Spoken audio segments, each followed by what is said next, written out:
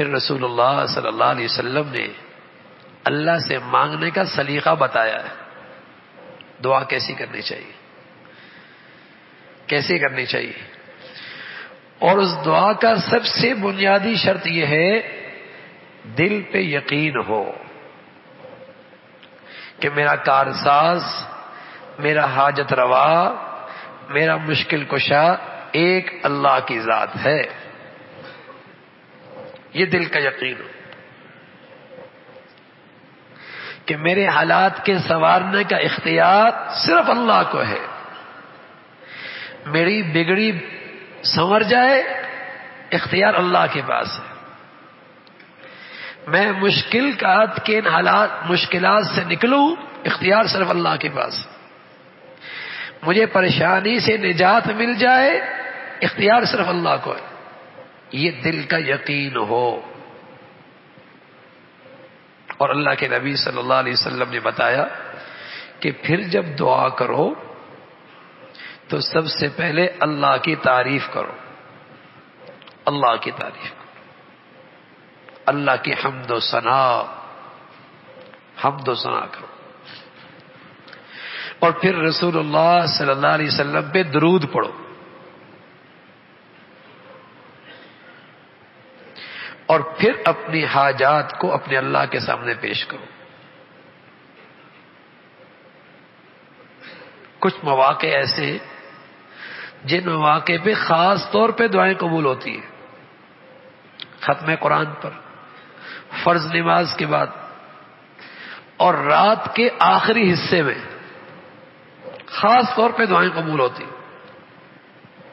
فرض نماز کے بعد، قرآن کی اختتام پر، تہجد کے گھڑی میں. اور رسول اللہ صلی اللہ علیہ وسلم نے فرمایا اذان اور اقامت کے درمیان جو وقت ہوتا ہے اس وقت بھی مانگی ہوئی دعا اللہ رد نہیں کرتا.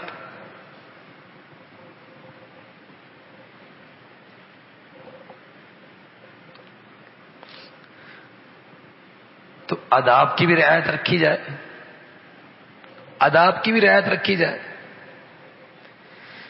کہ اللہ کی تعریف ہو، درود شریف پڑھا جائے. اس لیے کہ اول درود شریف اور آخر درود شریف، اور درود شریف تو اللہ نے یہ دعا تو قبول کرنی ہی کرنی ہے. اس لیے کہ دعا، درود اللہ کے نبی کے حق میں دعا ہے. اول بھی دعا اللہ نے قبول کرنی، آخر بھی قبول کرنی. تو اس کی برکت سے ہماری درمیان کی دعا بھی قبول ہو جائے گی. تو دل کی کیفیت بھی ہو اور ان ظاہری آداب کا بھی خیال رکھا جائے. اور پھر اپنے اللہ سے اپنی حاجات پیش کر، اپنے اللہ سے. اللہ کے نبی صلی اللہ علیہ وسلم کی زندگی میں بعض دعائیں اتنی طویل ہیں جن کا وقت 5 گھنٹے ہے. سبحان اللہ. کیا مانگا ہوگا اپنے اللہ سے، کیا مانگا ہوگا. ہاتھ اٹھاتے، کبھی بڑھا دیتے، کبھی سمیٹ لیتے، ہاں تو مانگتے ہی رہتے اللہ سے.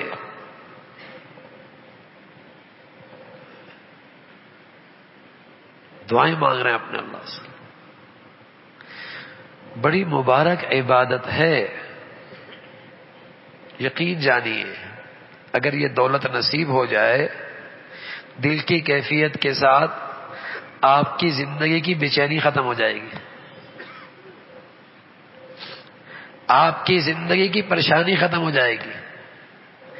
جو انجانے سے خوف اور خطرات ہماری زندگیوں کو پریشان کرتے رہتے ہیں اللہ اس سے نجات نصیب فرما دے گا. آپ کا ہر وقت اللہ سے ایک رابطہ قائم ہو جائے گا. رابطہ، ایک رابطہ بن جائے گا اللہ سے.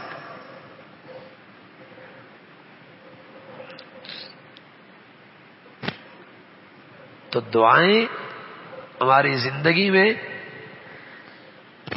ان کو جگہ مل جائے تو یہ ہمارے نصیب کی بات ہے. اس سے ہمارے نصیب جاگ جائیں گے، نصیب جاگ جائیں گے. آج زندگیوں میں مشکلات بھی ہیں، پریشانیاں بھی ہیں، مصائب بھی ہیں، آنے والے خطرات بھی ہیں، لیکن مسلمانوں کی زندگیاں آج دعاؤں کی عبادت سے خالی ہیں.